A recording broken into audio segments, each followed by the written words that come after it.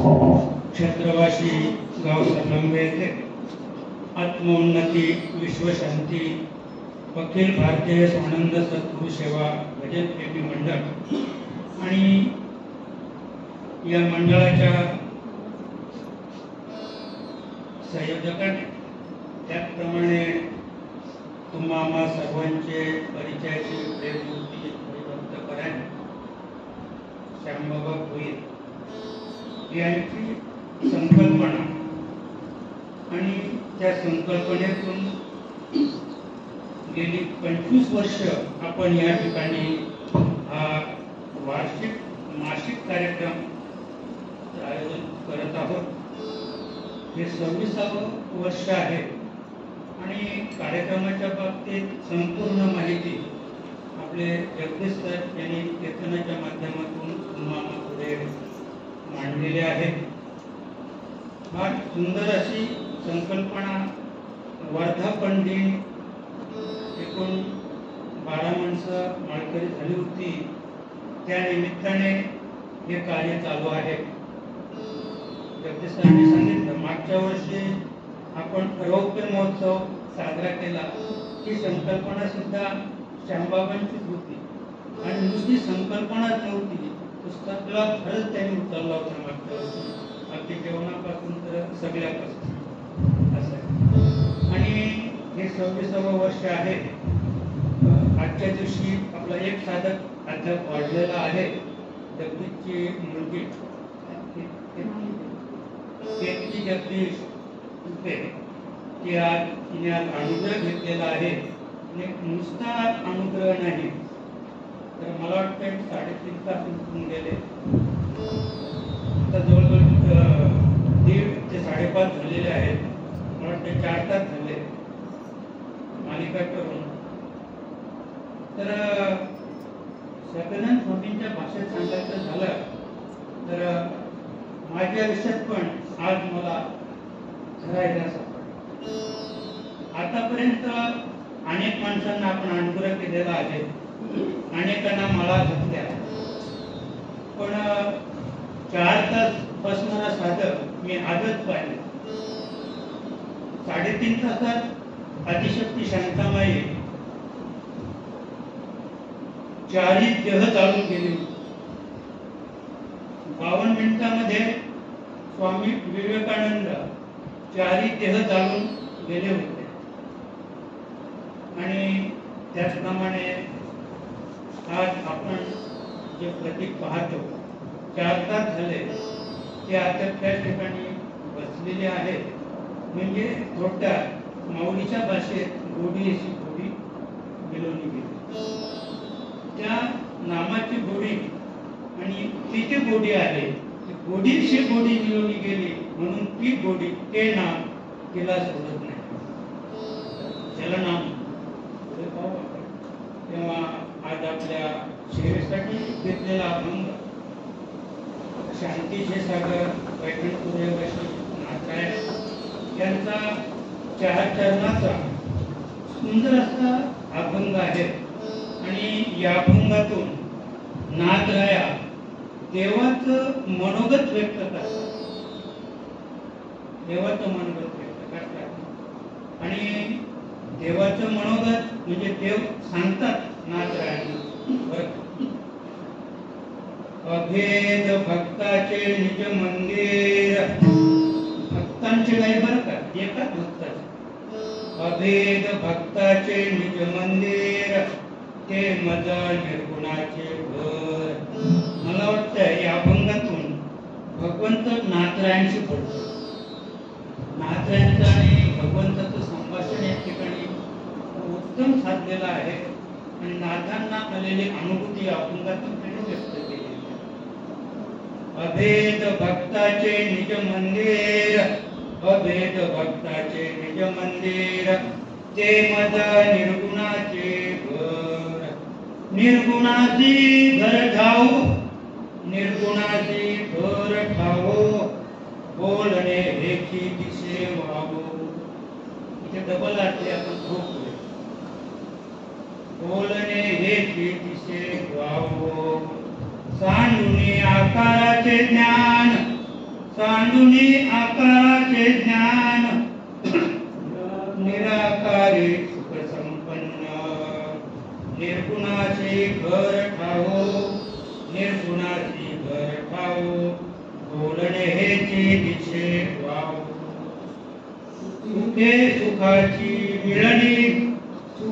सुखाची मिळणी चरण एका जनार्दनी निर्गुणाचे घर ठावो बोलणे हेची दिशे वाव पांडुरंग करू प्रथम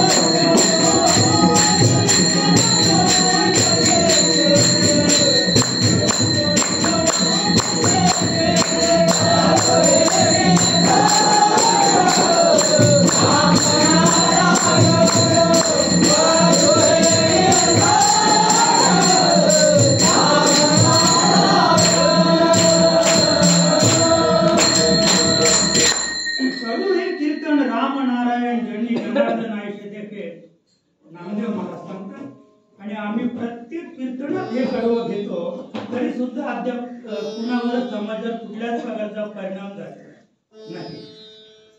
जनतेतील जनार्दन शोधण्यासाठी आपल्याला ठाईच वैसोनी करा एकच चित्त आवडी अनंत अळवावा हे करावं लागेल. हे केलं तर कदाचित जनतेतील भगवंत आपल्याला पाहायला मिळेल, अनुभवला मिळेल.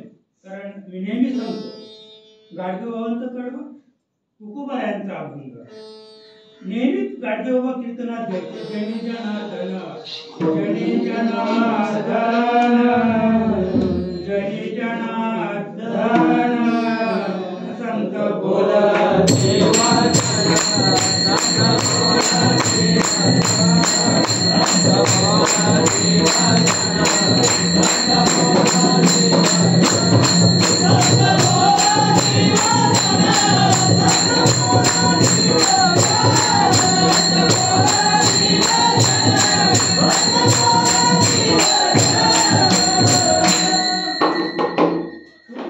अभंग आहे आणि गाडगेबाबा प्रत्येक कार्यक्रमात हे कडवं घ्यायचे.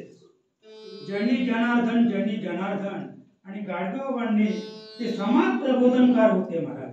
त्यांनी समाजात क्रांती घडवली. क्रांती बरं का. जेवणाचं ताट मोडा, हातावर भाकरी घेऊन खा, भुकेलेला भाकरी द्या, तहानेलेला पाणी द्या, ज्याला कपडे नसतील त्याला फाटके जुने कपडे द्या.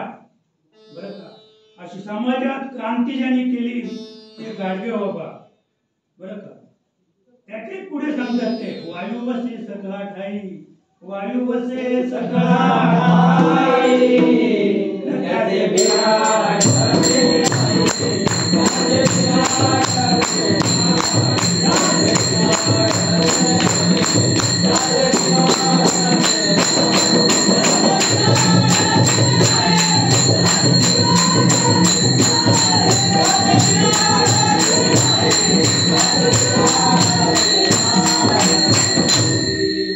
सुंदर सांगायचे. रात्री कुठे होता वस्तीला वारा. गाडगेबाबा सांगायचे रात्री दादरच्या स्टेशनला होता. कारण गाडगेबाबा मुंबईला राहायचे. गाडगेबाबा कुठे राहायचे? मुंबईला राहायचे. जे जे हॉस्पिटलच्या बाजूला गाडगेबाबांची सर्वात मोठी धर्मशाला आहे. महाराष्ट्रात सर्वात मोठी धर्मशाला तिथे. आज तिथे जर विक्री काढली तर अब्जावधी रुपये येते. एवढी इस्टेट आहे मुंबईमध्ये. जे जे हॉस्पिटलच्या बाजूला गाडगेबाबा तिथे राहायचे. बरं. आणि म्हणून ते नेहमी सांगायचे की रात्री वारा कुठे वस्तीला होता? दादरच्या स्टेशनात होता का? म्हणजे समाजाला विचारायचे तुम्ही पाहिलं का? दादरला होता का CST ला होता? कोणत्या स्टेशनवर होता? आणि मग ते सांगायचे वारा वस्ती सकला त्याची बिराडाची म्हणजे वाऱ्याचं बिराडच नाही. मग वारा कसा आहे? वारा रोज भरलेला आहे. तसं गाडगेबाबा पटवून द्यायचे तुकोबारायांचा अभंग की त्याचप्रमाणे भगवंत जो आहे या अभंगातून आपल्याला ते प्रतिपादन करायचं आहे की संपूर्ण विश्वामध्ये भगवंत हा ओतप्रोत भरलेला आहे आणि त्याची ओळख करण्यासाठी मनुष्य प्राणी आपल्याला ओळख त्याची करायची आहे. पण अद्याप आम्हाला ओळख न झाल्यामुळं या विश्वामध्ये अद्याप चोऱ्या, माऱ्या, दरोडे, खून, खराबे, भ्रूण हत्या, आत्महत्या, जाळून घेणे, पाण्यात उडी मारून बुडणे म्हणजे अशा अनेक त्या दुःखद घटना घडतात. त्याचं महत्वाचं कारण हे आहे की अद्याप देव म्हणजे काय, आत्मा म्हणजे काय आणि आम्ही कशासाठी आलो बरं का याचं ज्ञान न झाल्यामुळं जात पात पुढे आली आणि जात पातीमुळे घातपात व्हायला लागले. हे जे घातपात होतात ना ते जातीपातीमुळे व्हायला लागलेले आहे. प्रत्येक माणूस आपली जात धरून पुढे चाललेले. जाती धर्माचा झेंडा आम्ही आपल्या खांद्यावर घेतला आणि मग प्रत्येक समाज पुढे आला. द्वैत वाढलं. एकमेकाविषयी घृणा निर्माण झाली आणि प्रत्येकाचा अहंकार हा काय झाला? दुणावला. आणि अहंकार दुणावल्यामुळं जे प्रेम आहे, जो आनंद आहे तो मावळला आणि विकार बळावला.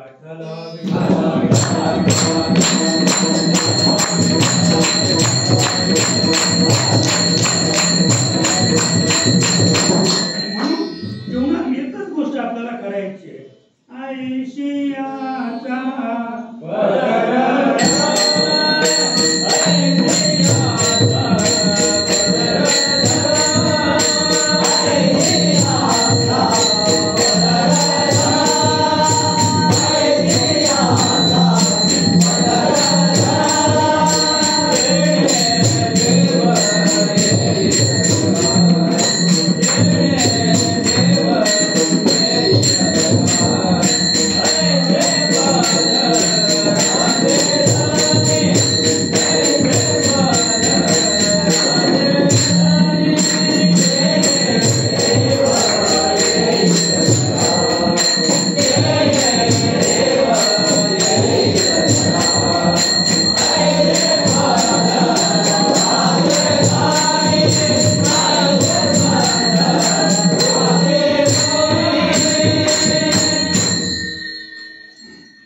आयशियाचा पदर धरा, आयशियाचा पदर धरा, तेने देव येईल घरा, आयशे पदराचे धनी.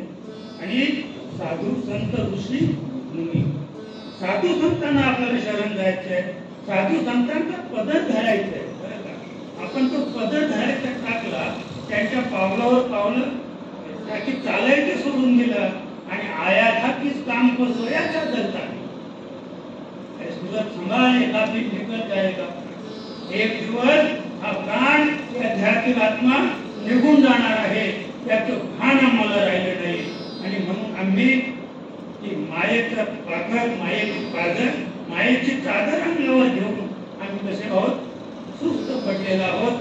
अद्याप आम्हाला हे कळलंच नाही की समाज काय करून राहिलेला आहे, आपण काय केलं पाहिजे. जगात समृद्धी नांदावी असेल, संपूर्ण विश्व हा समृद्ध व्हावा, शांतीने ओतप्रोत भरावा अशी इच्छा असेल तर प्रत्येकाने फक्त भगवंताचं भजन करायचं, प्रत्येकाने करायचं. प्रत्येक मनुष्य ज्याने ते भजन केलं तर मला वाटतं या जगात शांती आणि आनंद ओतप्रोत भरून नांदल्याशिवाय राहणार नाही. अन्यथा आपण अभंगाच्या माध्यमातून विचार केला तर नाम वसाने वैकुंठी, भगवंताचा विचार आपण जर केला तर भगवान महाविष्णू ज्याला आपण म्हणतो तो वैकुंठात राहतो. भगवान कुठे राहतात? वैकुंठात राहतात. ब्रह्मदेव कुठे राहतात? ब्रह्मलोकामध्ये राहतात, सत्य लोकात राहतात. भगवान शिव कैलासामध्ये राहतात. इंद्र महाराज स्वर्गामध्ये राहतात. म्हणजे प्रत्येक देवाचं भुवन आहे. प्रत्येक देवाला राहण्यासाठी एक भुवन आहे, ते एक राजसत्ता आहे आणि त्या राजसत्तेमध्ये ते वावरतात, ते राजसत्तेमध्ये वावरतात. अन्यथा आपण जर देवांचा विचार केला, अन्यथा ईश्वराचा विचार केला तर भगवान श्रीकृष्ण कुठे राहतात? गोकुळात. कदाचित मथुरेत असतील, नाहीतर राधात झाला असेल तर द्वारकेला असेल. भगवान श्रीकृष्ण राधात झाला असेल कदाचित तर द्वारकेला असेल, शेखानावर असतील. नाही न जाणो कंसाला मारायला गेले असतील तर मथुरेत असतील. न जाणो खूप गौरवणीचा भारत आग्रह असेल तर कुठे असतील? गोकुळात असतील भगवान श्रीकृष्ण. बरं, भगवान प्रभुराम कुठे असतील? वैकुंठात नाही. भगवान प्रभुराम त्यांचा वैकुंठाशी काहीच संबंध नाही. भगवान श्रीकृष्णाचा वैकुंठाशी काहीच संबंध नाही. मग भगवान प्रभुराम कुठे राहतात? अयोध्येला राहतात. त्यांचं जे निवासस्थान आहे ते अयोध्या आहे. बरं, आणि मग अशा पद्धतीने देव आपापल्या भुवनामध्ये वास करत असताना भगवान परमात्मा आणि नाथ महाराज, बरं का, आता जो आपण शेवट घेतलेला अभंग आहे ना, इतका सुंदर अभंग आहे की नाथ महाराज भगवान श्रीकृष्णाला विचारतात की देवा आपण कुठे राहता? गोकुळात राहता, द्वारकेत राहता, की मथुरेत राहता, की वैकुंठात राहता? नेमके कुठे राहता तुम्ही? आणि या प्रश्नाचं उत्तर देताना भगवान श्रीकृष्ण इतके सुंदर या ठिकाणी या अभंगातून इतकं सुंदर वर्णन करतात की त्याची परिणती माऊली ज्ञानोबा आपल्या हरिपाठातून सांगतात. सर्व गटी राम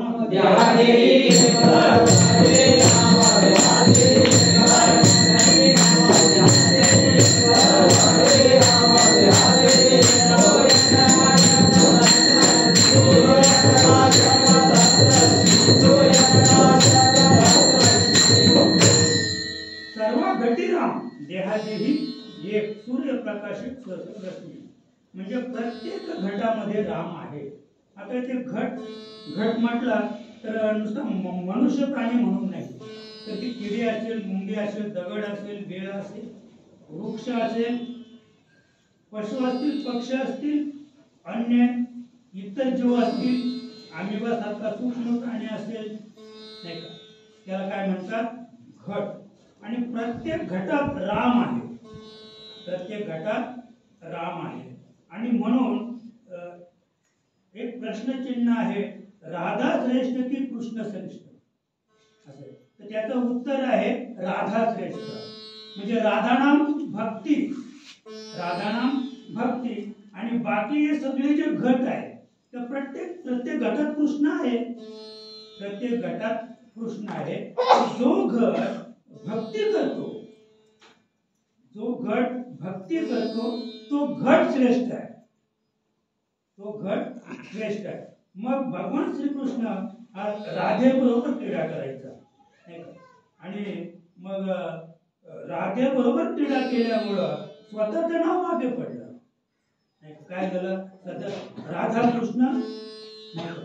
राधाकृष्ण गोपालकृष्ण, गोपालांच्या बरोबर क्रीडा केली म्हणून गोपालकृष्ण, राधेबरोबर क्रीडा केली म्हणून राधाकृष्ण. आणि राधेबरोबर काय क्रीडा केली ती भगवंतालाच माहीत. कारण भगवंताकडं ज्याने नजर टाकली तो काम भावनेने जरी केला तरी तो काय झाला? निष्काम. भगवंताला ज्याने स्पर्श केला तो निष्काम झाला. तो काय झाला? निष्काम झाला. असे जे भगवंत, हे सांगायचंय की ज्या गोप गौरणी ज्याने नुसत्या मुरलीच्या नादात फुलवल्या, मुरलीचा नाद असा काढला की त्यांचं अंतःकरण अगदी शुद्ध झालं. अंतःकरण शुद्ध होऊन आत्मी आणि आत्मा हा भेद निर्वाळला, भेद नष्ट झाला. स्त्री पुरुष हा भावच शिल्लक राहिला नाही त्यांच्या ठिकाणी. आणि स्त्री पुरुष हा भाव नष्ट झाल्यानंतर त्यांचे जे संबंध आहेत गवळणींचे ते भगवंताशी आलेले संबंध आहेत आणि त्या संबंधातून ते मुक्त झाले. त्या गवळणी आहेत त्या संबंधातून मुक्त झाल्या. आणि त्याचं महत्वाचं कारण म्हणजे आपल्याला अभ्यास करायचा आहे. अभ्यास करून अभेद किंवा भक्त ही पदवी आपल्याला मिळवायची आहे. आणि ती पदवी एकदा आपण मिळवली की मग भगवंत अभंगाच्या पहिल्या चरणात अभेद भक्त निज मंदिर, अभेद भक्त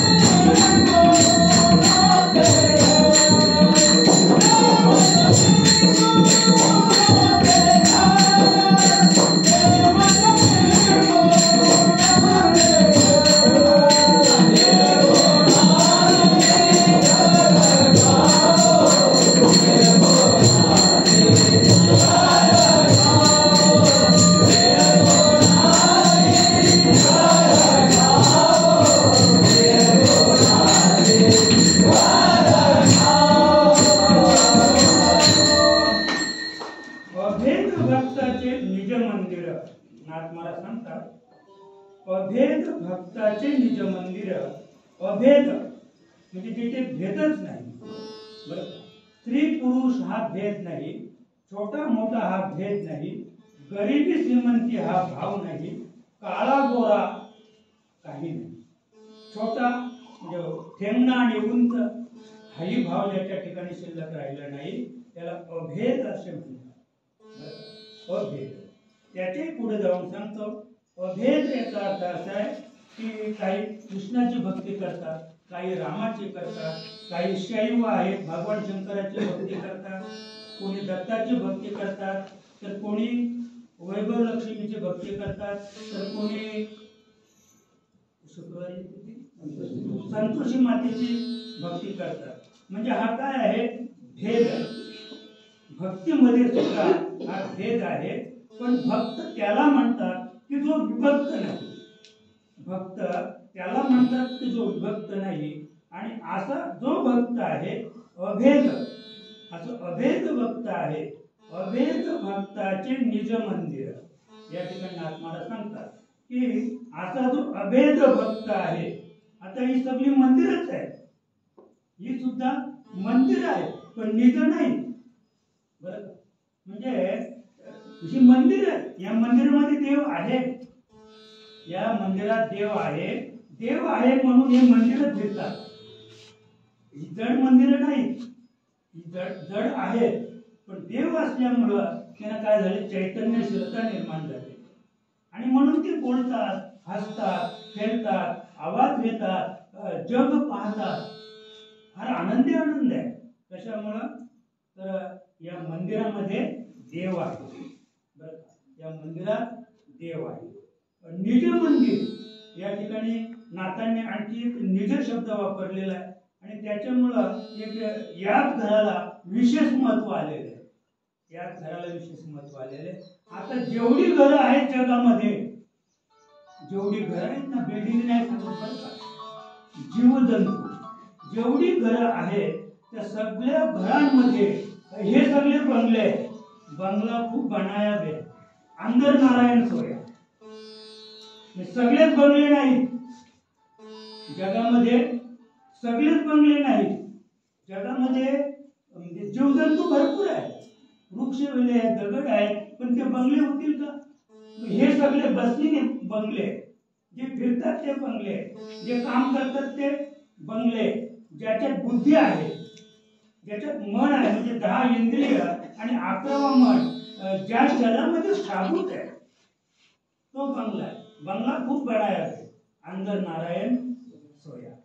पण बंगला सुंदर बनवला, हे सुंदर सगळे सुंदर जन्माला आले. काय रूपवान आहे. मी कोणाकडे पहा, ज्याच्याकडे पाहाल तो रूपवानच आहे. पण त्या रूपाला काय करता? अंदर नारायण सोया. नारायणाला उठताच येत नाही, नारायणाला उठताच येत नाही. त्याला उठवायचंय, त्या नारायणाला जागा करायचंय. म्हणून तर काकड्याच्या अभंगात नामदेव महाराज सांगतात, उठा देवा रे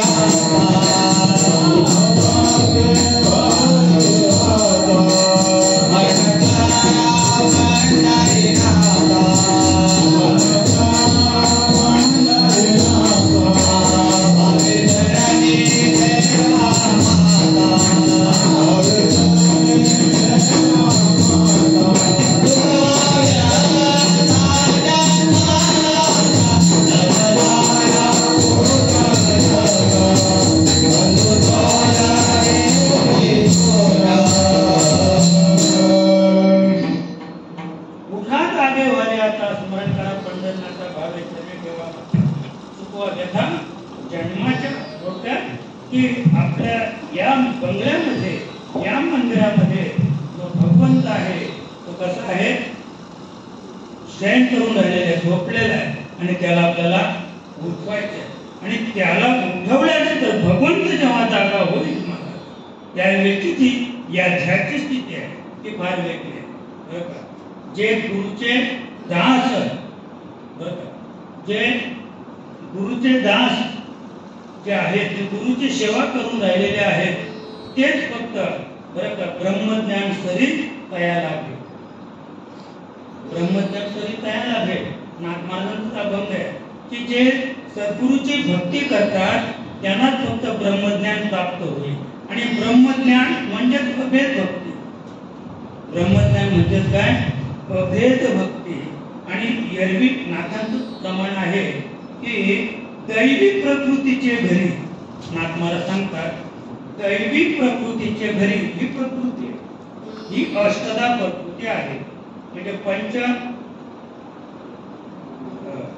तीन गुण आणि पंचतत्व, पाच तत्व, पृथ्वी आकाश वायू आकाश, रजोगुण तमोगुण सत्वगुण, असे 8 एकत्र आले आणि 8 एकत्र आले की त्याला प्रकृती म्हणतात. आता ही सगळी प्रकृतीच आहे, सगळी प्रकृती. पण दैवी प्रकृतीचे घरी, दैवी नाही, प्रकृती आहे. तर प्रकृती निर्माण व्हायला काही विशेष असं काही नाही. म्हणजे हा आकार निर्माण व्हायला, हा देहाचा आकार यायला काही विशेष असं करण्यासारखं काही नाहीये. पण दैवी प्रकृती निर्माण करायची आपल्याला. दैवी प्रकृतीचे घरी नाथ महाराज सांगतात परमात्मा राज्य करी. दैवी प्रकृतीचे घरी, ही प्रकृती जर दैवी शक्ती असेल तर या दैवी प्रकृतीच्या घरी परमात्मा राज्य करी. आणि तो दयाचे अंगीकारी, तो सुटला गा, तो सुटला गा. म्हणजे दैवी प्रकृती ज्याचं घर आहे तिथे परमात्मा राज्य करतो. आणि नुसता राज्य करत नाही तर त्याचा अंगीकार करतो.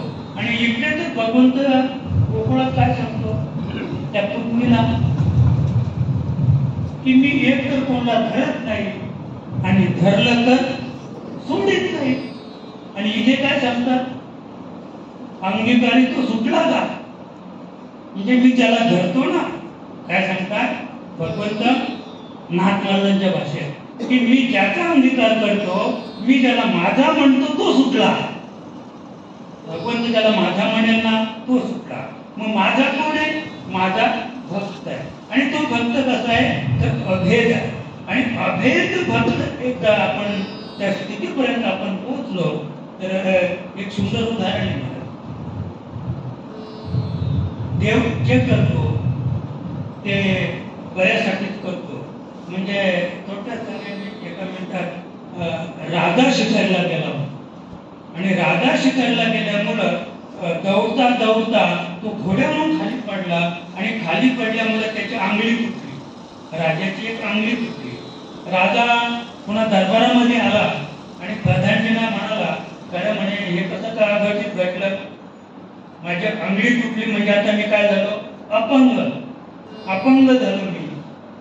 पण प्रधानजी सहज म्हटले देव करतो ते बऱ्या करता करतो म्हणे. राजाला थोडा राग आला, माझी आंगळी तुटली आणि तुला आनंद झाला. देव करतो ते बऱ्या करता करतो. प्रमाण काढलं राजाने आणि त्याला बंदी खाण्यात टाकलं. त्याला काय केलं? बंदी खाण्यात टाकलं. राजा तो दुसऱ्या दिवशी पुन्हा शिकायला निघाला. तर पहिल्या दिवशी तो घोड्यावरून पडल्यामुळे शिकार करता आली नाही. दुसऱ्या दिवशी पुन्हा शिकायला निघाला. शिकार पाहता पाहता अतिशय जंगलामध्ये गेला आणि जंगलात गेल्यानंतर तिकडे अगदी आदिवासींचे तिकडे वाड्या होत्या आणि तिथे एक मोठा महोत्सव सुरू होता. महाराज नर भक्षक त्यांना पाहिजे होता. म्हणजे ज्यांचा तो देव होता ना, आदिवासींचा देव, त्या देवाला नर कापायचा होता, माणूस कापायचा होता. आणि त्यांना तितका उत्तम माणूस मिळत नव्हता. आणि कर्म धर्म सर्वपणे राजा तिकडे गेला त्यांच्या हद्दीमध्ये. आणि राजा म्हटल्यानंतर तर राजा कुरूप नसतो, राजा फार देखणा असतो. बरं का? ते पाहायचं असेल ना तर आमच्या जगदीश महाराजांना विचारा. आम्ही वाघा बॉर्डरला गेलो होतो. वाघा बॉर्डर तर तिथे जे सैनिक आहे ते सैनिक तुम्हाला कुठेच पाहायला मिळणार नाही. म्हणजे तो अतिशय रूपवान पाहिजे, 6-6.5 फूट उंचीचा पाहिजे. तिथल्या लेडीज सुद्धा आम्ही पाहिल्या. एक फटका मारला तर मरून जाईल माणूस. लेडीजने फटका मारला तर पुरुष मरून जाईल. 6.5 फूट उंचीच्या लेडीज त्या ठिकाणी काय उड्या मारत होत्या. आणि तिथे ऍक्शन पाहिल्यानंतर, तिथे त्यांचा हावभाव पाहिल्यानंतर, म्हणजे तिकडचे पाकिस्तानी आणि आमचे हिंदुस्थानी, त्यांचं नाटक तिथे वाघा बॉर्डरवर. आणि त्यांचं नाटक कोण आम्हाला सुद्धा ईर्ष्या आली होती. नाहीतर मी तर एका सैनिक, एवढा उंच सैनिक होता, लांबूनच विचारलं, महाराज म्हणे तुमच्या बरोबर फोटो घेतला तर चालेल का? म्हणे चालेल. नाहीतर आपण जायचो फोटो घ्यायला त्याने कानफटात मारायचे. सैनिकांची ती जात फार वेगळी असते आणि म्हणून त्याने सांगितलं चालेल त्याच्या बरोबर आपण फोटो काढला. फार अगदी प्रेमाने त्याने आपल्याला जवळ करून तो फोटो काढून दिला. आपण कुठे होतो? राजा फार सुंदर होता, अतिशय रूपवान होता. त्याला पाहिल्यानंतर समाजाने ठरवलं की देवानेच आपल्याला गिऱ्हाईक पाठवून दिलं. लगेच त्या राजाला घोड्यावरून उतरवलं, त्याची षोडशोपचारे पूजा केली. राजाला कळलंच नाही की माझी एवढी सेवा का चाललेली आहे. जेव्हा त्या मंदिरात गेलं आणि तलवार उपसली, तलवार उपसल्यानंतर तिथं जो देवाचा पुजारी होता त्याने त्याची चौकशी करायला सुरुवात केली तर त्याची अंगठी तुटलेली होती. म्हणे हा चालणार नाही, ज्याच्या अंगठी तुटलेली आहे तो चालणार नाही. बरं का, मिलिटरीमध्ये पूर्वीची भरती होती, त्याच्यात तुमच्या अंगावर सफेद डाग, काला डाग असेल, डाग तुटला असेल, अंगठी जरी वाकडी असेल तरी तो तिथे भरती होत नव्हता. आता काय ते मला नाही माहिती, पण पूर्वीचं सांगतो. त्या भक्ताने सांगितलं, देवाच्या भक्ताने सांगितलं की हे चालणार नाही, याचे अंगठी तुटलेले, त्याला सोडून द्या. षोडशोपचारे पूजा केली, घोड्यावर त्याला बसवलं आणि सांगितलं राजे तुम्ही धन्य आहात, तुम्ही भाग्यवान आहात, तुम्ही तुमच्या देशाला निघून जा. राजा फार आनंदाने निघून आला. त्याच्या आनंदाला पारावर नव्हता, कारण मृत्यूच्या खेळीतून तो बाहेर निघाला होता. राज दरबारामध्ये आला, राज दरबार भरवला आणि सांगितलं आधी प्रधानजींना घेऊन या. मग प्रधानजींना घेऊन आले आणि प्रधानजींना घेऊन आल्यानंतर मग सांगितलं प्रधानजी तुम्ही म्हणालात ते बरोबर आहे, राजा करतो ते चांगल्यासाठीच करतो. पण म्हणे मग तेच बरोबर आहे, राजा करतो तो चांगल्यासाठी करतो. जर तुम्ही मला बंदीखान्यात टाकलं हे सुद्धा देव करतो, ते बऱ्यासाठी करतो. समजा मी बंदीखान्यात नसतो तर तुम्ही मला घेऊन गेले असते, तुम्ही सुटले असते आणि मी कसा सर्वांना सुंदर आहे. प्रधान सुद्धा सर्वांना सुंदर असतो. प्रधान कधी पुरुष दिसणार नाही. राजा आणि प्रधान हे दोघे सारखेच असतात महाराज. आणि म्हणून त्याने सांगितलं की देव करतो तो बऱ्याकरता करतो, अन्यथा मलाच बली जावं लागलं असतं. देवाने तुम्हाला तिथं बुद्धी दिली आणि मला तुम्ही बंदीखान्यात टाकलं, मी तिथे सुद्धा आनंदित होतो, कारण देव करतो ते. मला याच्यातून एवढं सांगत आहे दृष्टांतातून, एवढाच मंत्र पाठ करा, एवढाच मंत्र पाठ करा, देव करतो ते बऱ्यासाठी करतो. एवढा मंत्र पाठ केला ना सपंड बाबा, आयुष्यात दुःख येणार नाही. आपल्या वाट्याला आयुष्यात दुःख आहे. किती मोठं संकट येऊ द्या, धर्मानं तुम्ही देव करतो ते कशासाठी करतो? बऱ्यासाठी करतो. त्याही संकटातून तुम्ही बाहेर पडणार आहात असं आहे. म्हणजे एवढं जेव्हा ठरवाल तुम्ही त्यावेळेला आपल्या जीवनामध्ये दुःख अजिबात येणार नाही. आणि म्हणून नाथ महाराज सांगतात अभेद भक्ताचे निज मंदिर, म्हणजे जी अभेद स्थिती आहे बरं का, त्याच्या पुढे नाथ महाराज सांगतात भुक्ती मुक्तीचे हे भुक्ती मुक्तीचे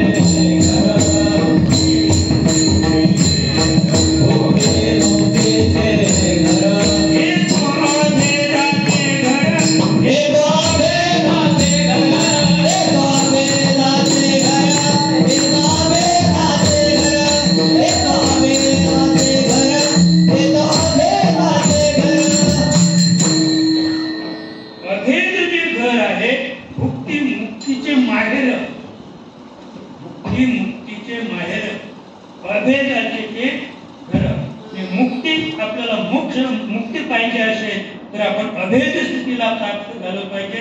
एवढंच नाही तर भुक्ती, भुक्ती म्हणजे परिस्थिती, प्रपंच, बायका, मुलं, घरदार सगळी सुखाने नांदतात बरं का, त्याला भुक्ती म्हणतात. मुक्ती कोण देतो?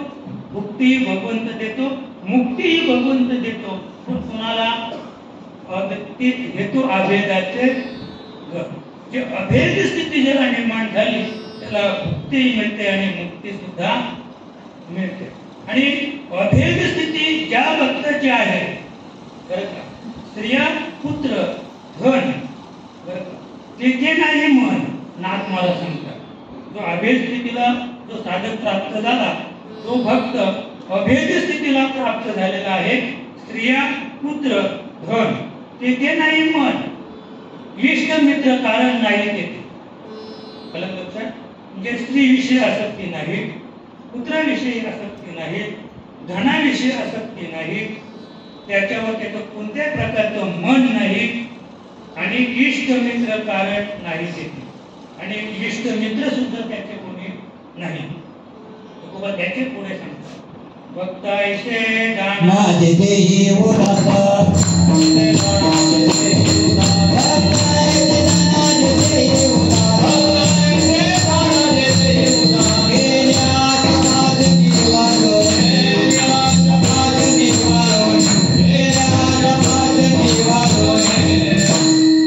भक्तायसे जाणा की देही उदास गेले अशा पाश निवारणी. उदास प्रपंचाविषयी उदास. तर त्याच्या पुढे नाथ महाराज सांगतात बरं का, प्रपंच परमार्थ एक रूप होत आणि एका जनार्दनी मात न कळे त्याची. भक्त अभेद भक्ताचं लक्षण नाथ महाराज सांगतात बरं का, प्रपंच परमार्थ एकरूप होत एका जनार्दनी मात न कळे त्याची. त्या भक्ताची मात नाथ महाराज सांगतात कुणालाही कळलेला नाही. त्याचा प्रपंच आणि परमार्थ दोन्ही कसे आहेत, एकरूप आहे. म्हणजे तो परमार्थ करतो याचंही त्याला भान नाही, प्रपंच करतो याचंही त्याला भान नाही. चाकं दोन आहे, प्रपंच आणि परमार्थ चाकं दोन आहेत. पण मला वाटतं हळद आणि चुना, हळद पिवळी आहे, चुना सफेद आहे, पण हळद आणि चुना दोन्ही एकत्र आणली तर तिसरा पदार्थ तयार होतो, रक्तरंजित लाल पदार्थ तयार होतो. तसं प्रपंच आणि परमार्थ हे दोन्ही एकत्र आले, हे दोन्ही एकत्र आले आणि एकत्र आल्यामुळे त्याची अभेदता निर्माण झाली. तो भक्त आहे, तो नेमकं काय करतो ते आपल्याला कळणार. एका जनार्दनी मात न कळे त्याची, तो नेमकं काय करतो ते नाथ महाराज सांगतात मलाही सांगता येणार नाही. परमार्थ करतो की प्रपंच करतो. आणि म्हणून अभेद भक्ताचे निज मंदिर नाथ महाराज सांगतात की जे अभेद भक्त आहे ज्याच्या ठिकाणी भेदच शिल्लक राहिलेला नाही. आता पुढे जाऊन जर आपण पाहिलं तर नाथ महाराजांची भाषा आहे बरं, अभेदाच्या द्वारा पाठी, अभेदाच्या द्वारा पाठी, अभेदाच्या द्वारा पाठी,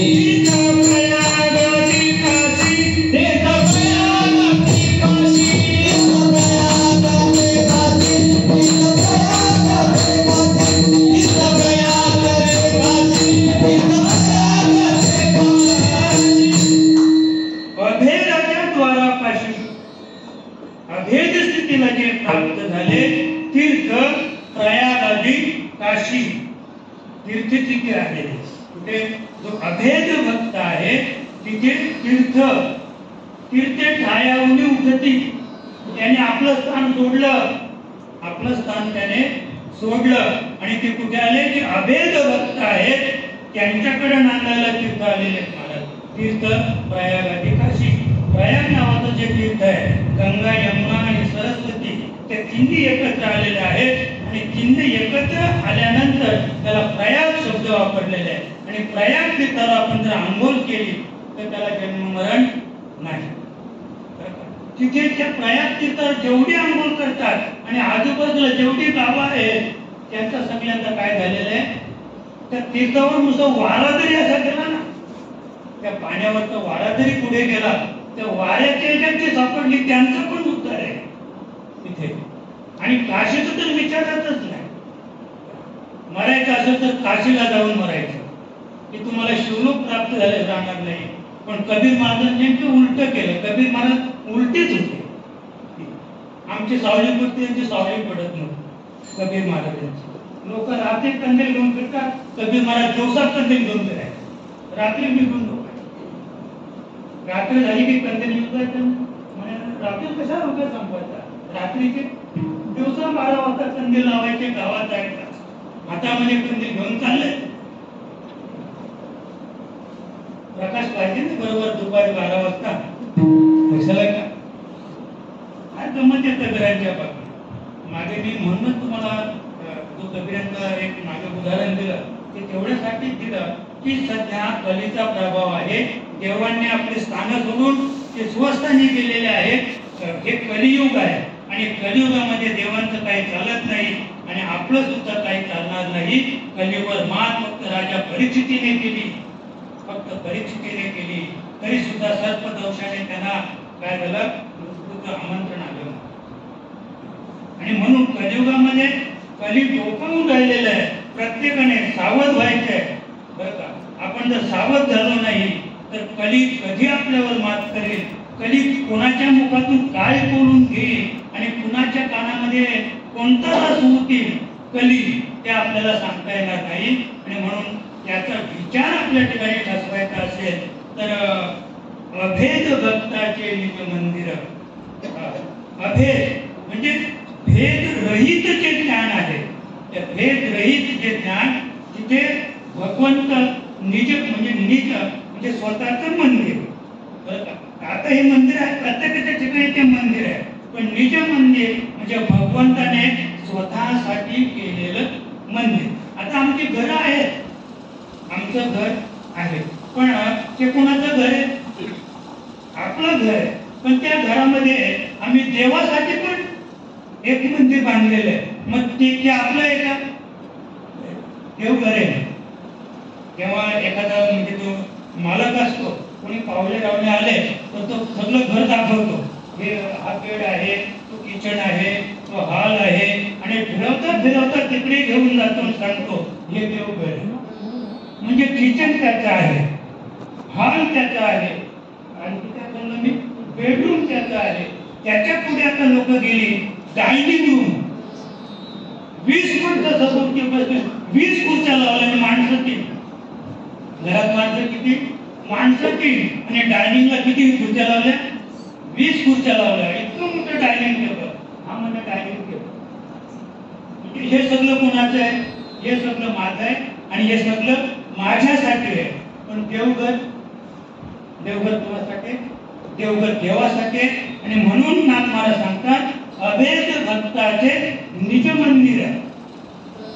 अभेद भक्ताचे निज मंदिर ते मत निर्गुणाचे घर. काय सांगतात भगवंत? अगदी नाथांच्या मुखातून सांगतात की ते निर्गुणाचं म्हणजे मी कसं आहे? मी निर्गुण आहे. भगवंत कसे आहे? भगवंत निर्गुण आहे. त्याच्या पुढे जाऊन सांगतो भगवान परमात्मा निर्गुण नाही, भगवान परमात्मा निराकार आहे आणि ईश्वर निर्गुण आहे. त्या ईश्वर म्हणतो म्हणजे ईश्वर कोण आहे? ईश्वर दत्त महाराज आहे, ईश्वर भगवान श्रीकृष्ण आहे, ईश्वर प्रभू राम आहे. आणि जे 10 अवतार झाले ते ईश्वराचेच अवतार. ते कोण आहे? ईश्वराचे अवतार. आणि ईश्वर म्हटला की तो निर्गुणच आहे. म्हणजे त्याला गुणाची बाधा नाही. तमोगुण, रजोगुण आणि सत्वगुण ही तिघांची त्याला बाधा नाहीये. असा जो आहे निज मंदिर ते मत निर्गुणाचे घर. इतकं सुंदर म्हणजे अभंग इतका सुंदर आहे की मी निर्गुण आहे म्हणजे मी गुणरहित आहे. पण मी गुणरहित जरी असलो तरी मी आकारात आहे. आता आमच्या देहामध्ये जो आत्मा आहे ना, तर आत्मा जोपर्यंत देहाच्या संबंधित आहे तोपर्यंत त्याला विशिष्ट प्रकारचा आकार आहे. आपण कल्पना करणार नाही, तो आकार कल्पनातीत आहे. आत्म्याला आकार आहे, ते कल्पनातीत आहे. आकार नसेल तर कार्य घडणारच नाही. आकार नसेल ना, आत्म्याला जर आकार नसेल तर आत्मा या शरीराला चालूच शकत नाही. तो निराकारी असेल तर तो या शरीराला तो चालू शकत नाही. प्रभू रामचंद्रांना एका प्रश्न कुणीतरी विचारला त्यावेळेला रामराज्यामध्ये की म्हणे या रावणाला मारण्यासाठी हा सेतू बांधावाच लागला का? इतके म्हणजे हे 18 पद्म वानर आणावेच लागले का? मग तुम्ही जर सांगता की नुसतं मी म्हणजे असं पोट केलं तर सगळ्या जगाचाच नाश होईल. प्रभू रामाने नुसतं असं आडवं पोट केलं असतं तर लंकेतील सगळी राक्षस सेना रावणासहित, विभीषणासहित, कुंभकर्णासहित एका क्षणात मिळली असती. नुसतं असं बोट केलं असतं ना असं. तरी मग तुम्ही जिथे अवतार चित्त घेऊन 18 पद्मवाणर तिथे समुद्रावर सेतू हा उद्योग का केला तुम्ही, कशासाठी केला? तेव्हा प्रभुराम सांगतात की मी जर असं पोट केलं असतं लंकेतील सगळी मिली असती रावणासही, लोक बोलले असते की कॉलरा आला, पटकी आली आणि पटकीच्या रोगाने पटापट माणसं गेली. म्हणून मला अवतारच घ्यावा लागला. अवतार घेऊन म्हणजे मी अवतार स्थित ईश्वर, फक्त निर्गुणाचा पाद आहे, मी आकार घेतलेला आहे आणि आकार घेऊन रावणाला मारला. म्हणून आतापर्यंत समाज काय म्हणून राहिलेले, इतिहास काय, पुराण काय सांगून राहिलेले, रामाने रावण मारला, अन्यथा कोणीच मान्य केला नसता, असाच गेला असता नाही. आता पण पहा ना, एखादा अटॅक आली तर त्याच्या बाबतीत काही आहे का? पोलीस केस नाही, अटॅक आली तर पोलीस केस नाही, असं चक्कर येऊन पडला पोलीस केस नाही. पण समजा त्याला तर कुणी वाढच केला नाही, मेला तर किती मोठी गडबड आहे, किती मोठे कागद रंगवायचे, किती यंत्रणा कामाला लागणार आहे, लक्षात घ्या. आणि म्हणून मला फक्त एवढं सांगायचंय की ते मद निर्गुणाचे घर, जे निज मंदिर ते मद निर्गुणाचे घर, भगवंत सांगतात की मी त्या मंदिरामध्ये, त्या निज मंदिरामध्ये मी वास करतो, पण मी कसं आहे, निर्गुण आहे, पण त्या मंदिरात वास करतो म्हणजे त्याला आकार, मंदिर म्हटलं की त्याला आकार, विशिष्ट आकार आहे आणि त्या आकाराच्या मंदिरामध्ये मी त्या ठिकाणी राहतो. पण मी तिथे राहतो, पण कदाचित तुम्हाला शंका येईल दुसऱ्याकडे, निर्गुणाचे घर ठावो, निर्गुणाची घर ठावो, निर्गुणाचे घर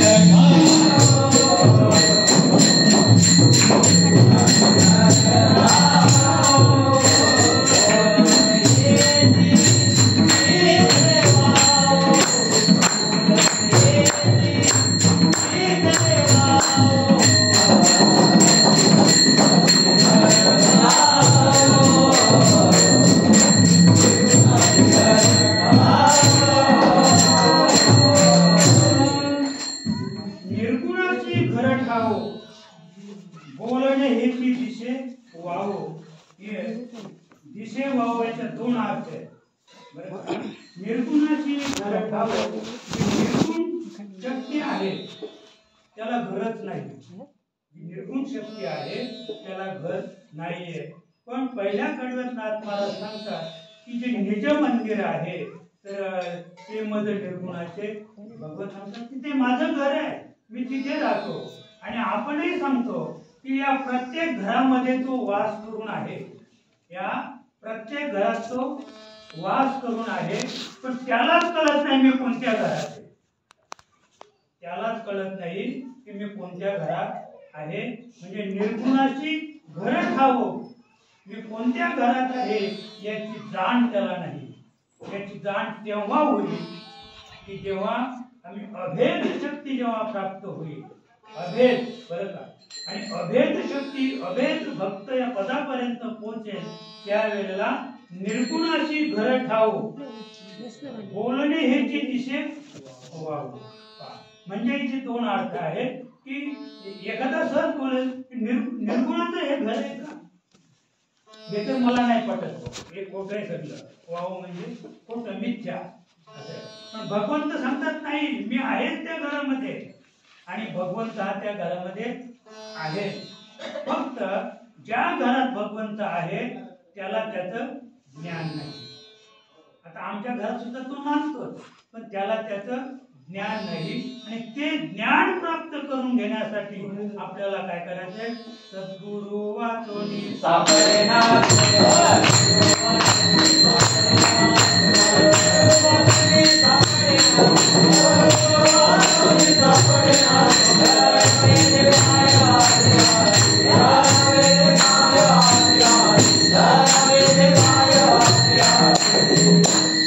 सद्गुरु वाचून सापडेना सोय, धरावे ते पाय, संता वाचून या नामने हाता, साधने साधिता कोटी गुणे. आपण किती साधना केली, साधने घाली ती काळाची या गर्भवास शेतीनं चुकती. आपण तुम्ही किती योगा केला तर 10 वर्षाच्या ऐवजी तुम्ही योगा करून 20 वर्ष जगू शका, पण 20 वर्षात तरी जावंच लागेल. 20 वर्षात तरी जावंच लागेल. आणि म्हणून प्रभू रामाने राजा दशरथाला काय केलं, एक्सटेन्शन म्हणजे आयुष्याची बढती दिली नाही. कारण जरी आज नाही गेले तरी उद्या जावंच लागेल. इथे कोणीच राहणार नाही. आणि म्हणून निर्गुणाशी घर ठावो, बोलणे हेची दिशे वावो. नाथ महाराज सांगतात की निर्गुण जो आहे तो या घरामध्ये ठावो, म्हणजे याच घरात तो राहतो, याच घरात राहतो. याच घरात नाही तर संपूर्ण विश्वामध्ये जेवढे स्थावर जंगम आहे त्या सगळ्या स्थावर जंगमामध्ये भगवंत राहतो. पण बोलणे हेची दिशे वावो. नाथ महाराज सांगतात पण आपण बोलायला गेलो तर कदाचित हे बोलणं निष्फळ ठरल्यासारखं होईल. पण भगवंत मात्र प्रत्येक देहामध्ये आहे, प्रत्येक देहात आहे. आणि नाही म्हटलं तर तो नाही, या देहात तो नाही असं म्हटलं तरी चालेल. पण जेव्हा आपण नाही म्हटलो, कारण गीतेत तर सुंदर सांगितलं की हे जग सगळं माझ्यापासून निर्माण झालं. नव्या त्यात फार मोठी गंमत आहे. या जगाचा करताच मीच निर्माण केलं हे जग, पण मी त्यामध्ये नाही, मी त्यामध्ये नाही. पुन्हा भगवान सांगतात मी हे केलंच नाही, मी हे केलंच नाही, पण मी आहे त्याच्यात. काय सांगतात की हे जग निर्माण मी केलं, जग मी निर्माण केलं, पण मी या जगात नाही. म्हणजे ही माणसं मी निर्माण केली पण त्या माणसात मी नाही, त्या जीवात मी नाही. पुन्हा भगवंत सांगतात की मी हे निर्माण केलं नाही, याची निर्मिती मी नाही केली, पण मी त्याच्यामध्ये आहे. आता तुम्ही त्या भ्रमाचा विचार तुम्हीच करा. आणि त्या भ्रमातून बाहेर पडायचं असेल तर फक्त संता वाचून बरं का. आणि नुसता संता वाचून नाही तर अनाम शक्तीशी जेव्हा तुम्ही एकरूप व्हाल बरं. अनाम शक्ती म्हणजे अनाम जी अक्षरातीत प्रक्रिया. मी नेहमी सांगतो की ते नाम जे अनाम आहे ते अक्षरात कुठेच लिहिलेलं नाही जगाच्या पाठीवर. ते गीतेत नाही, भागवतात नाही, पुराणात नाही, 18 पुराणांच्या पोटी नामाविन नाही गोष्टी. पण नामाविन नाही गोष्टी म्हणजे 18 पुराण प्रत्येक पानावर सांगतात नाम घ्या, नाम घ्या. हाकारोनी सांगितलं तुकोबा गेले वैकुंठाला 43-42 त्याचाही ठिकाणा नाही. कोणी म्हणतो 42 वर्षात गेले, तर कोणी म्हणतो 46व्या वर्षी तुकोबांची पत्नी गरोदर होती. कितव्या वर्षी? तुकोबांच्या 46व्या वर्षी त्यांची पत्नी गरोदर होती असे काही सांगतात. तर काही सांगतात 42व्या वर्षी तुकोबा वैकुंठाला निघून गेले. आपल्याला तिकडे नाही जायचं, आपल्याला त्याच्याशी काही नाही. आपल्याला फक्त एवढंच पाहायचं आहे की निर्गुणाशी घर ठावो बरं का. आणि बोलणे हेची दिशे वावो. म्हणजे भगवंत जो आहे तो प्रत्येक देहामध्ये आहे, प्रत्येक देहात तो कार्यरत आहे. पण आम्हाला त्याची ओळख न झाल्यामुळं त्या तत्वाशी आम्ही निगडीत नाही. त्या तत्वाशी एकरूप होण्यासाठी आपल्याला अनाम शक्ती प्राप्त करायचे की जे कुठेच लिहिलेलं नाही त्याला नाम म्हणतात, त्याला गुह्यबीज म्हणतात. आणि त्याला अनादि शब्द आहे, त्याला अनादि शब्द म्हणून आहे की ते फक्त गुरुमुखातूनच प्राप्त आहे. अन्यथा या विश्वाच्या पाठीवर ते कुठेच कुठल्याच शास्त्रात ग्रंथात लिहिलेलं नाही.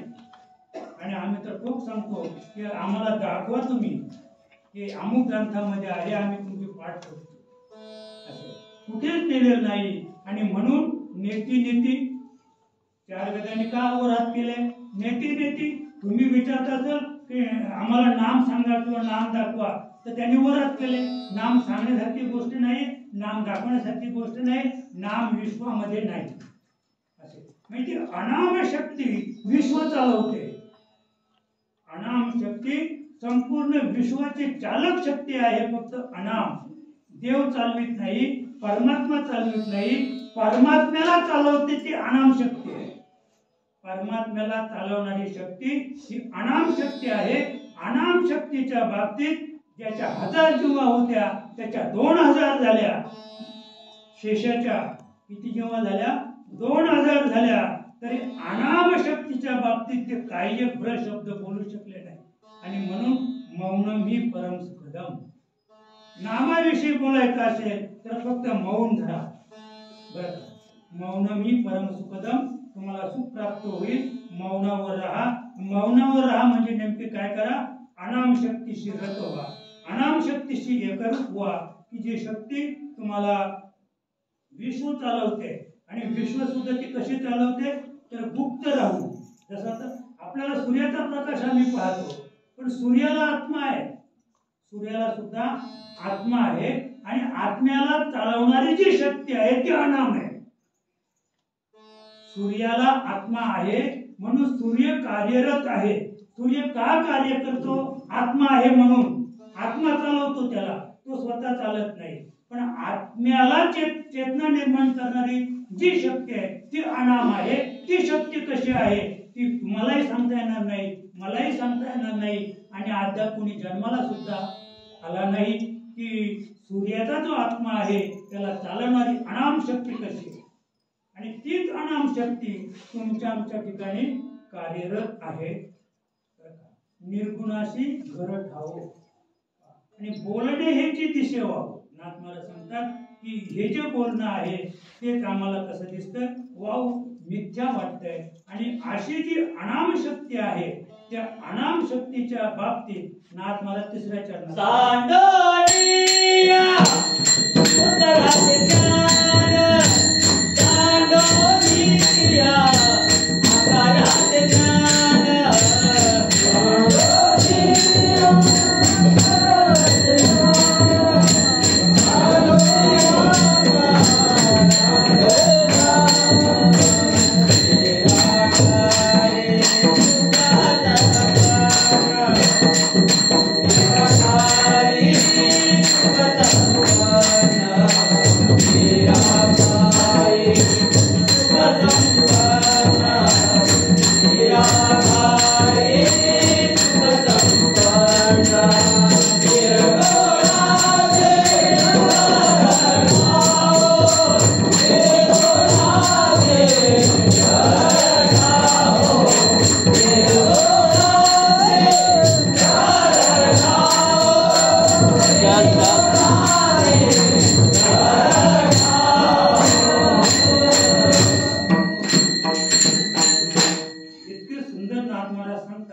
सांडुनी आकाराचे ज्ञान.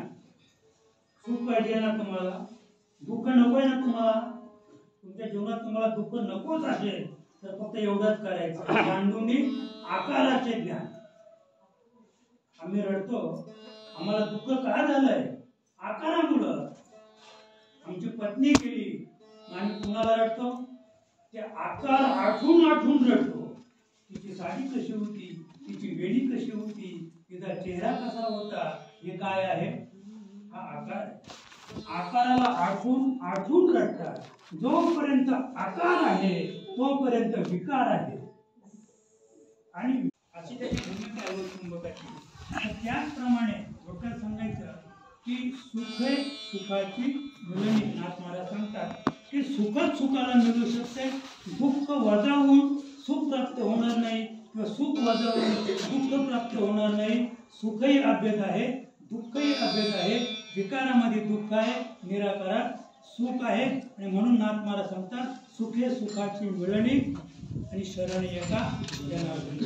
फक्त आपण म्हणजे सुखी असतात तरच सुखापर्यंत जाऊ शकतो. मग जगात सुखी कोण आहे? नाही का?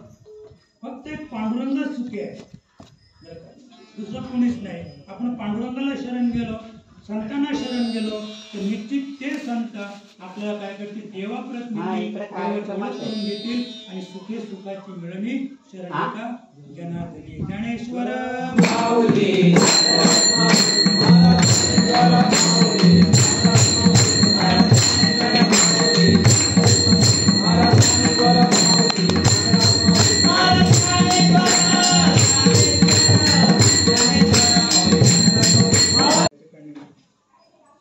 आत्मोन्नती, विश्वशांती, अखिल भारतीय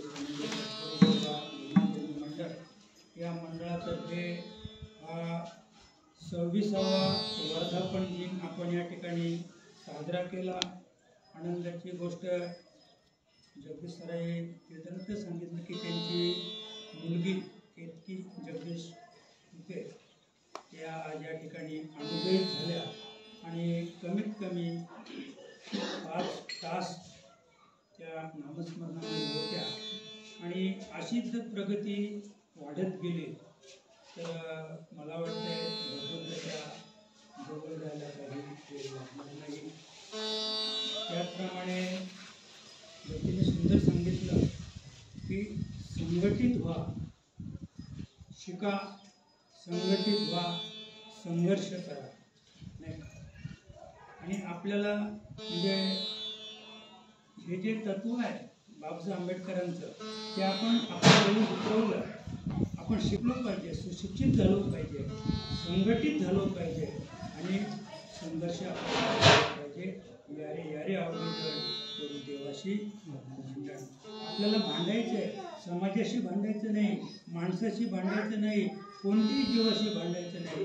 आपल्याला फक्त भांडायचं आहे देवाशी. देवाशी भांडू त्यावेळेला निश्चित आपली उन्नती झाली राहणार नाही. तर देवाशी भांडण्यासाठी त्याची आधी ओळख केली पाहिजे. ओळख या वस्तू सांगणारी कल्पना नकार करणं जाऊ घरी. रावणाला रामाची ओळख होती, कंसाला भगवान श्रीकृष्णाची ओळख होती, म्हणून त्यांनी त्यांच्याबरोबर काय केलं, वैर केलं आणि स्वतःला मुक्त दशा प्राप्त करून घेतली.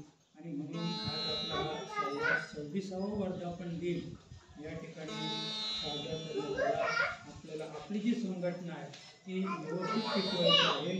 कली डोकावलेला आहे. कुणी कुणाच्या मुखातून काय बोलेल आणि कुणाच्या कानावर काय येईल याचा भरोसा नाही. म्हणून कोणी निंदा वंदा म्हणजे आपण कोणाकडे लक्ष द्यायचं नाही. कोणी काही म्हणू दे. मला जर कोणी किती काही म्हटलं मला फार आनंद होतो. कोणी म्हटलं ना तो असा मला फार आनंद होतो असं आहे. म्हणजे हे सुद्धा लक्षात घ्या. जर तुम्हाला सांगितलं कोणी की तुम्हाला अमुक असं बोलत होता आणि जर तुम्हाला दुःख झालं तर आपल्याला अद्याप काय करावं लागेल, नामाशी संघर्ष करावा लागेल, आत्मपरीक्षण आपल्याला करावं लागेल. जेव्हा तुम्हाला कोणी शिव्या दिल्या किंवा वाईट बोललं आणि वाईट बोलल्यानंतर जर तुम्ही जर आनंदित झाले तर तुम्ही समजायचं की आपण काहीतरी परमात्मामध्ये काहीतरी आपली उन्नती आहे. एवढी गोष्ट लक्षात ठेवून कुणाकडे लक्ष न देता आपला आपण तरी आपण काय आणि त्याचे काय. आज या ठिकाणी जनार्दन सरांची नेहमीच वावा करत असतो की आज एवढी मोठी जागा या मंडळाकरता त्यांनी उपलब्ध करून दिली आणि ती हेडिंग तिथे जे नाव टाकलं ते नाव वाचल्यानंतर असं वाटतंय की जे जनार्दन सरांचं सुद्धा काही इथं वैभव नाही आहे. तर आज जे हे त्यांनी एक आत्मपरीक्षण केलेलं आहे की इतके म्हणजे हे नाव टाकणं सुद्धा सोपं नाही. आत्मोन्नतीचं या भिंतीवर नाव टाकणं हे सोपं नाही. ही भिंत जनार्दन सरांची पण त्याने स्वतःच्या भिंतीवर मंडळाचं नाव कोरलेलं आहे. आणि एवढे फोटो या ठिकाणी हे जे वैभव आहे त्या वैभवाचा विचार केला तर इथे आल्यानंतर म्हणजे एवढा आनंद होतो की तो आनंद मंदिरात सुद्धा नाही. आणि मी नेहमी सांगतो की फोटोमध्ये जी ताकद आहे, देवाच्या फोटोत जी ताकद आहे ती मूर्तीत नाही. जी शक्ती फोटोमध्ये आहे, दत्त महाराजांच्या फोटोत ती शक्ती जी ताकद आहे ती दत्त महाराजांच्या मूर्तीत नाही. पांडुरंगाची जो फोटो आहे तुम्ही फोटो घरी ठेवा पांडुरंगाचा. पांडुरंगाच्या तसबीरमध्ये जी ताकद आहे जी शक्ती आहे ती मंदिरात ती मूर्तीत नाही आहे. म्हणून हा विचार आपल्या ठिकाणी ठरवून आणि आपल्याला याच ठिकाणी आपल्या या कृष्णमूर्ती सेवेला त्यांच्या चरणी समर्पित करून आपलं कार्य या ठिकाणी